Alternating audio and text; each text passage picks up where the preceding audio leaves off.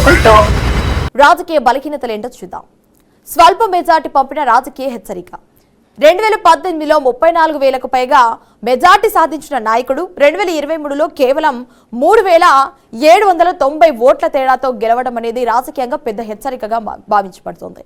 ఓట్లలో ముఖ్యంగా ఓటర్లలో మార్పు కావచ్చు ప్రారంభమైందనే సంకేతాలు కూడా స్పష్టంగా కనిపిస్తూ ఉన్నాయి. ఇక కాంగ్రెస్ పునరుద్ధరణ ప్రభావం. రాష్ట్రంలో కాంగ్రెస్ అధికారంలోకి రావటం జహీరాబాద్ రాజకీయాల్లో కొత్త సమీకరణాలను సృష్టించింది. 2023లో కాంగ్రెస్ అభ్యర్థి గట్టి పోటీ ఇవ్వడం భవిష్యత్ ఎన్నికల్లో మరింత కఠిన పోరుకు సూచనగా మారింది. అధికార పార్టీ ప్రయోజనం స్థానికంగా ప్రభావం చూపే అవకాశం అయితే ఉంది. ఇక నిమ్స్ బాధితుల అసంతృప్తి. National investment and manufacturing zone NIMZ భూసేకరణకు సంబంధించిన పరిహారం అంశాలు ఇప్పటికీ పూర్తిగా పరిష్కారం కాలేదని అభిప్రాయాలు కూడా ఉన్నాయి. భూములు కోల్పోయిన కుటుంబాలకు కూడా అసంతృప్తి రాజకీయ ప్రభావాన్ని చూపే అవకాశం అయితే ఉంది. ఇక ఉద్యోగాలపై యువత పెరుగుతున్న ప్రశ్నలు. పరిశ్రమలు వచ్చిన స్థానిక యువతకు ఆశించిన స్థాయిలో ఉద్యోగాలు అందలేదనే విమర్శలు కూడా వినిపిస్తూ ఉన్నాయి. చదువుతున్న నిరుద్యోగుల్లో అసహనం పెరిగితే అది రాజకీయంగా ప్రభావం చూపే అవకాశం అయితే ఉంది. ఇక చెరకు రైతుల ఆందోళనలు. చెరకు ధరలు, ఫ్యాక్టరీల సమస్యలు, చెల్లింపుల ఆలస్యం వంటి అంశాలు రైతాంగంలో చర్చనీయాంశంగా ముఖ్యంగా మారుతున్నాయని తీసుకోవచ్చు. వ్యవసాయ ఆధారిత కుటుంబాలు అధికంగా ఉన్న నియోజకవర్గంలో ఇది సున్నితమైన అంశం. దీర్ఘకాల అధికార వ్యతిరేకత ప్రభావం. ఒకే రాజకీయ శక్తి ఎక్కువ కాలం ప్రభావం చూపిన ప్రాంతాల్లో సహజంగానే మార్పు కోరుకునే వర్గాలు పెరుగుతూ ఉంటాయి. జహీరాబాద్లో కూడా అలాంటి భావన కొంతమేర కనిపించడం భవిష్యత్తులో సవాల్గా మారవచ్చు. ఇక కమలం పార్టీ క్రమంగా విస్తరిస్తున్న పరిస్థితి.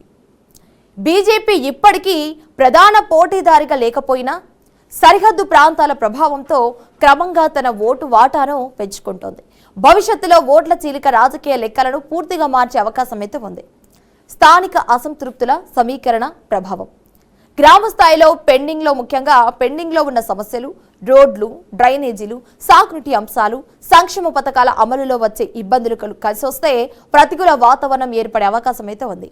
చిన్న సమస్యలే పెద్ద రాజకీయ అంశాలుగా మారే పరిస్థితి కనిపిస్తోంది. ఇక 2028 ఎన్నికలే అసలు ప్రతిష్టాత్మక సమరం. 2023లో వచ్చిన స్వల్ప మెజార్టీ కారణంగా తదుపరి ఎన్నికలు మరింత ఉత్కంఠభరితంగా మారే అవకాశాలు ఉన్నాయి.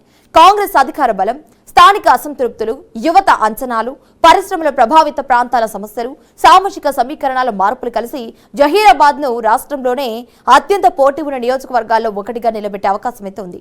ముఖ్యంగా మాణిక్రావు ఇప్పటి వరకు నిర్మించుకున్న రాజకీయ పట్టు మరోసారి పరీక్షకు లోనయ్యే పరిస్థితి అయితే కనిపిస్తోంది.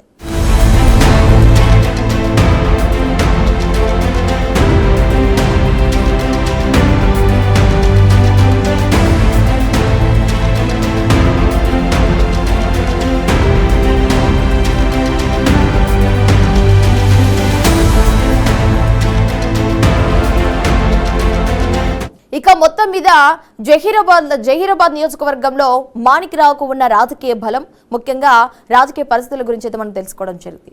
గ్రౌండ్ లెవెల్లో మేము తెలుసుకున్న ఈ అంశాలు మీకు యుద్ధానికి ముందు మోగే ఓ సైరన్ లాంటివి. ఇప్పటికైనా వచ్చే ఎన్నికల వరకు మీకు ప్రతికూలంగా మారిన అంశాలను సరిచేసుకొని ప్రజలకు ఇచ్చిన హామీపై దృష్టి పెట్టండి. లేదంటే మీ పొలిటికల్ ఫ్యూచర్ కు బ్రేకులు పడే ఛాన్స్ ఉంటుంది. కాబట్టి ఇప్పటికైనా ఎమ్మెల్యేగా గెలిచేందుకు ప్రజల కోసం పనిచేస్తారని ఆశిస్తున్నాం. తెలుగు రాష్ట్రాల్లో మరికొన్ని నియోజకవర్గాల్లో ఎమ్మెల్యేల పనితీరుపై తెలుసుకునే ముందు మరో ఎపిసోడ్లో మళ్ళీ కలుద్దాం. అప్పటికి చూస్తూ ఉండండి BRK న్యూస్ తెలుగు.